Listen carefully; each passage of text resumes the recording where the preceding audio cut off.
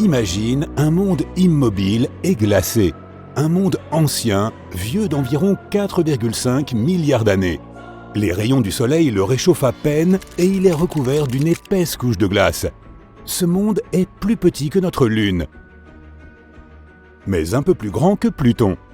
Il s'agit d'Europe et c'est le 6e satellite de Jupiter et l'une des plus grosses lunes du système solaire. Mais le plus intéressant au sujet de ce monde, c'est qu'il pourrait abriter la vie. Les astronomes se sont penchés avec intérêt sur Europe à la recherche de formes de vie. Cette lune possède en effet un immense océan d'eau salée d'une profondeur de 65 à 160 km. Il est certes caché sous une couche de glace d'une épaisseur estimée entre 16 et 32 km. Mais cette lune n'en demeure pas moins potentiellement habitable. Les astronomes nous disent que des panaches d'eau jaillissent des fissures dans la couche de glace et projettent le contenu de cet océan dans l'espace. Bien sûr, il ne sera pas facile d'aller chercher des traces de vie dans de telles profondeurs, mais les scientifiques disposent déjà d'éléments indiquant qu'il existe des bassins beaucoup moins profonds, situés plus près de la surface. Ils pourraient même se trouver à moins d'1 kilomètre sous la glace. Ceci présente deux avantages. D'abord, la probabilité qu'il y ait de la vie sur Europe est accrue. Deuxièmement, si c'est vrai, cela facilitera le travail des futures missions dans leur recherche de formes de vie. Il est intéressant de noter que la découverte récente de ces bassins peu profonds est le fruit d'un pur hasard. Le scientifique qui dirige les recherches, Riley Kullberg, a assisté à une présentation faite par l'un de ses collègues spécialistes des planètes. Il y montrait une photo de double crête sur la surface d'Europe. Kullberg s'est alors souvenu qu'il avait vu des crêtes similaires sur Terre. De telles formations sont rares sur notre planète, mais elles sont très nombreuses sur Europe.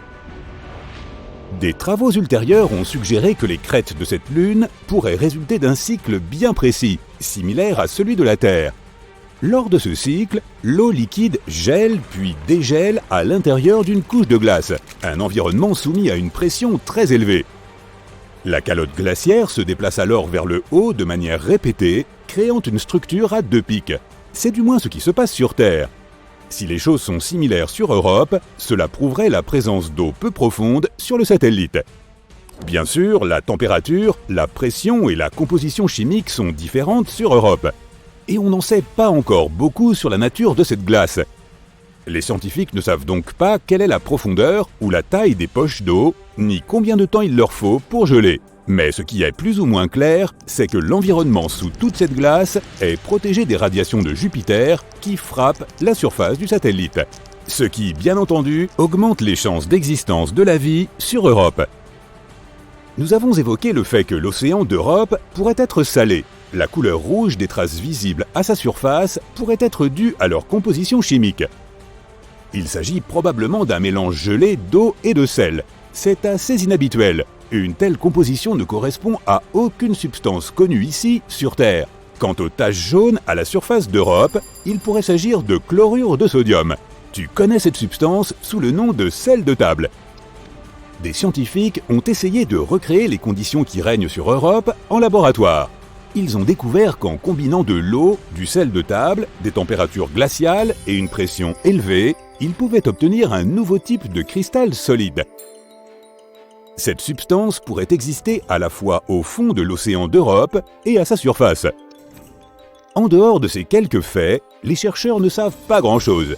Ils espèrent obtenir davantage d'informations d'ici à 2030. À cette date, la mission Europa Clipper, lancée par la NASA, atteindra probablement Europe.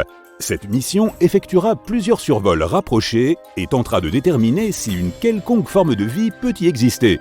La mission JUICE, ou Jupiter Icy Moons Explorer, de l'Agence spatiale européenne, se rendra également sur Europe dans les prochaines années.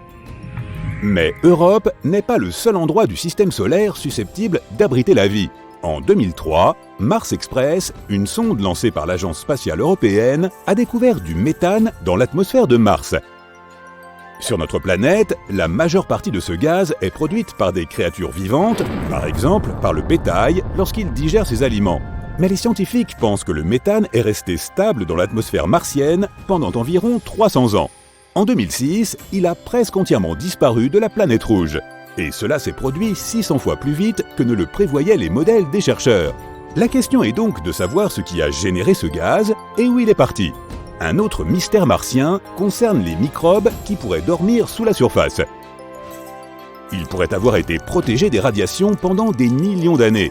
Des scientifiques ont simulé les conditions martiennes en laboratoire pour vérifier si c'était possible.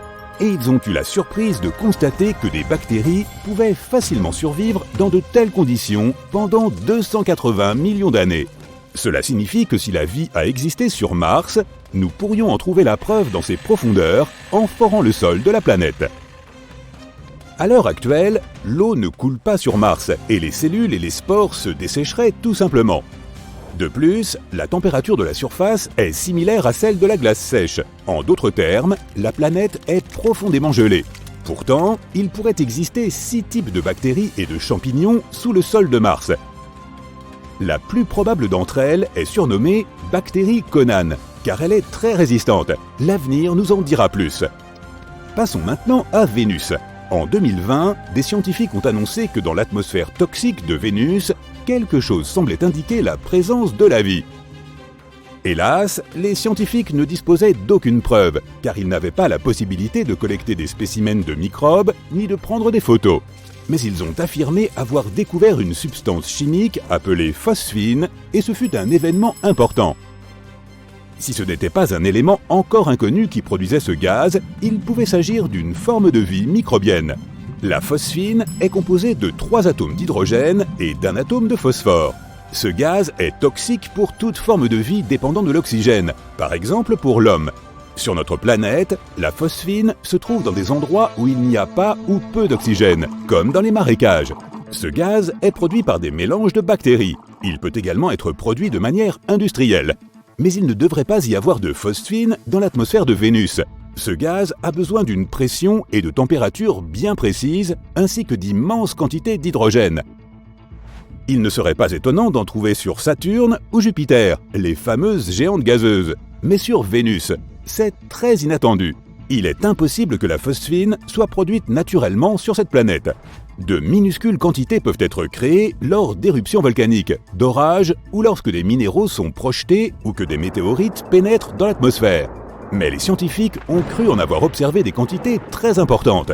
Cela aurait dû éveiller leurs soupçons, mais ils étaient trop heureux de leur découverte. Selon eux, cela pouvait donc signifier qu'il y avait de la vie sur Vénus. Mais même si ce gaz a été créé par des organismes, une question demeure. Comment ont-ils survécu sur cette planète ? Sur la nôtre, certains microbes peuvent vivre dans des environnements dont l'acidité atteint 5%, mais pas plus. Or, sur Vénus, les nuages sont presque entièrement constitués d'acide, avec plus de 90% d'acide sulfurique. L'atmosphère de cette planète est également 50 fois plus sèche que l'endroit le plus sec de notre planète. En 2022, grâce à des télescopes à très haute résolution, on a pu déterminer qu'il n'y avait pas de phosphine dans l'atmosphère de Vénus. Et s'il y en avait, ce n'était qu'une très petite quantité. Nous devons donc continuer à chercher des traces de vie dans des régions encore plus éloignées.